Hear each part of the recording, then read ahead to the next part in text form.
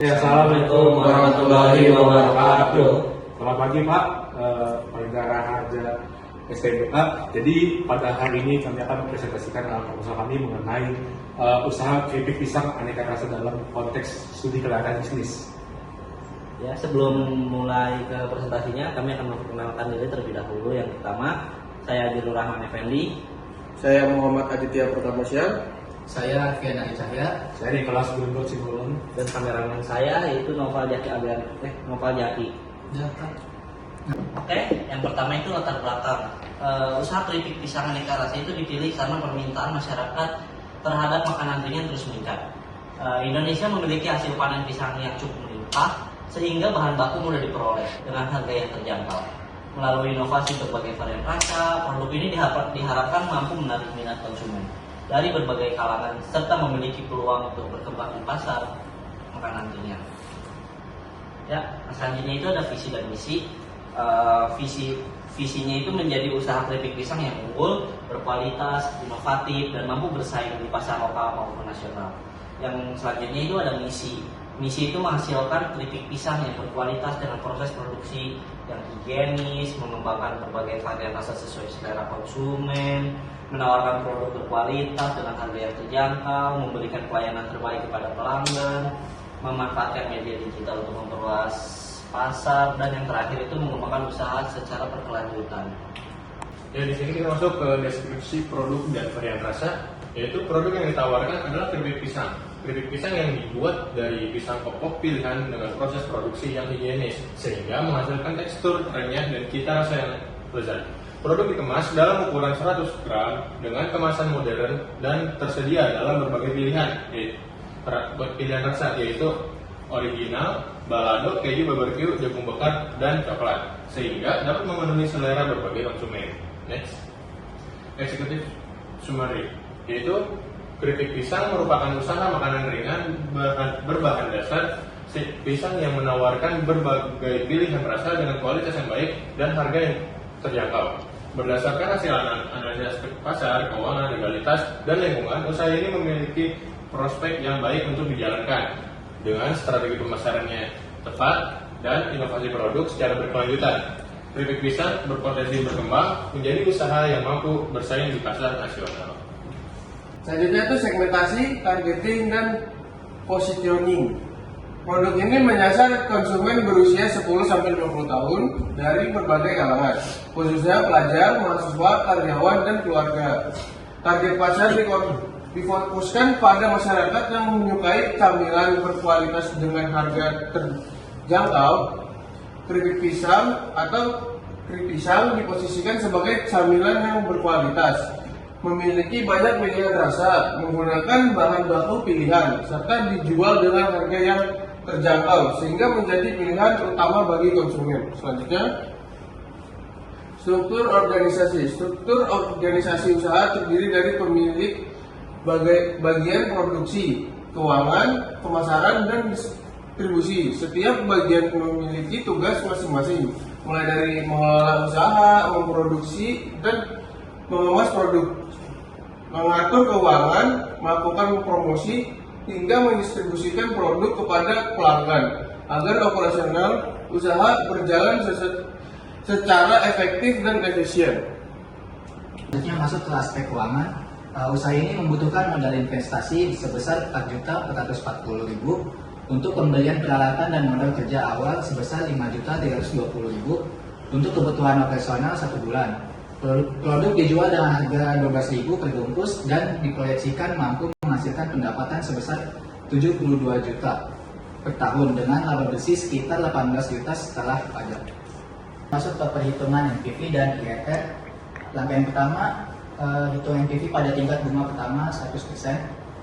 PV sama dengan 18 juta dibagi 1 tambah 100% sama dengan 9 juta. NPV sama dengan 9 juta dikurang 4.440 sama dengan 4.560. Karena hasilnya positif, maka I1 sama dengan 100, NPV 1 sama dengan plus 4.560. Lalu langkah yang kedua, pada bunga 400%. PV sama dengan 18 juta dibagi 1 tambah 400% sama dengan 18 juta dibagi 5. sama dengan 3.600.000. Lalu NPV sama dengan 3.600.000 dikurang 4.440.000 sama dengan minus 840 karena hasilnya negatif. Maka I2 sama dengan 400, NPV 2 sama dengan minus 840. Lalu untuk perhitungan IRR sama dengan I1 ditambah NPV 1 dibagi NPV 1 dikurang NPV 2 dikali I2 dikurang I1. Lalu IRR sama dengan 100% ditambah 4.500.000 dibagi 4.500.000 dikurang minus 840 dikali 400% dikurang 100% sama dengan 100% ditambah 4.560 dibagi 5.400.000 dikali 300% sama dengan 100% ditambah 0,844 dikali 300% sama dengan 300% ditambah 253,33% sama dengan 353,33%. Ya. Lalu untuk perhitungan payback periodnya, rumus sama dengan payback period sama dengan investasi awal dibagi arus kas bersih per tahun. Sama dengan 4.440 dibagi 18 juta sama dengan 0,247 tahun.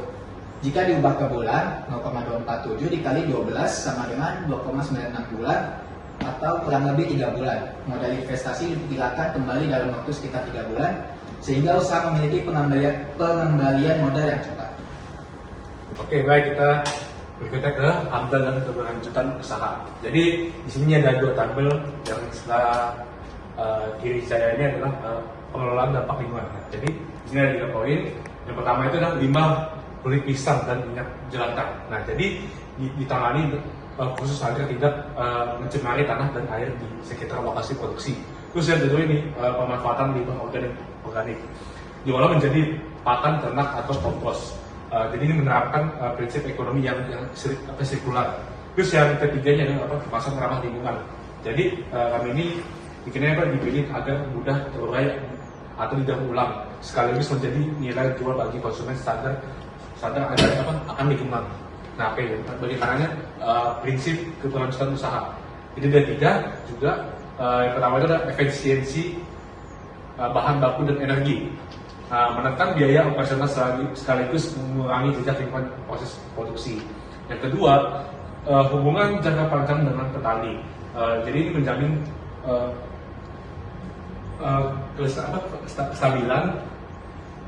kestabilan pasokan sekaligus turut memperdayakan ekonomi petani lokal. Yang terakhirnya itu pertumbuhan yang bertanggung jawab. Ekspansi usaha tetap mempertimbangkan dampak sosial dan lingkungan jangka panjang. Nah, berikutnya di mitigasi risiko. Nah, jadi untuk mengurangi risiko usaha, perusahaan akan melakukan evaluasi produk dan promosi apabila penjualan menurun. Bekerja sama dengan beberapa pemasok untuk mengantisipasi kelangkaan bahan baku, melakukan perawatan rutin terhadap peralatan produksi, menerapkan pelatihan silang bagi karyawan, serta selalu memperbarui seluruh dokumen perizinan agar tetap sesuai dengan peraturan yang berlaku.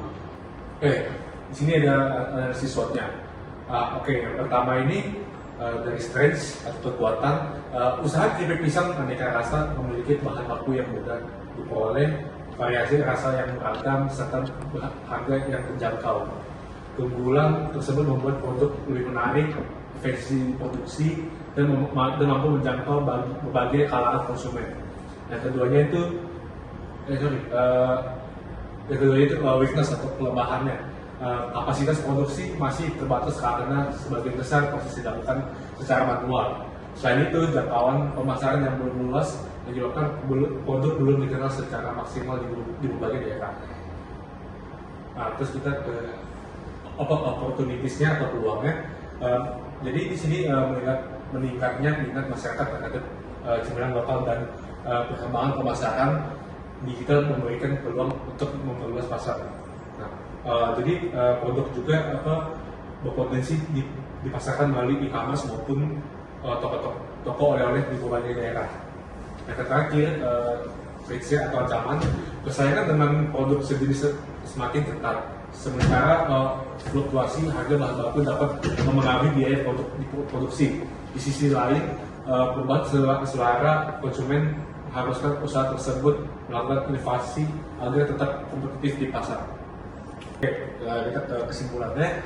Jadi berdasarkan studi kelayakan bisnis, usaha keripik pisang aneka rasa keripik pisang atau kami singkat Krispan dinilai layak untuk dijalankan karena memiliki peluang pasar yang baik, kondisi keuangan yang menguntungkan, legalitas yang dapat dipenuhi, serta memperhatikan aspek lingkungan. Dengan pengelolaan yang profesional dan inovasi yang berkelanjutan, usaha ini diharapkan untuk berkembang, memberikan keuntungan jangka panjang, serta berkontribusi terhadap perekonomian masyarakat. Oke, sekian dari presentasi kami. Terima kasih. Ya, presentasi dari kelompok kami. Wassalamualaikum warahmatullahi wabarakatuh.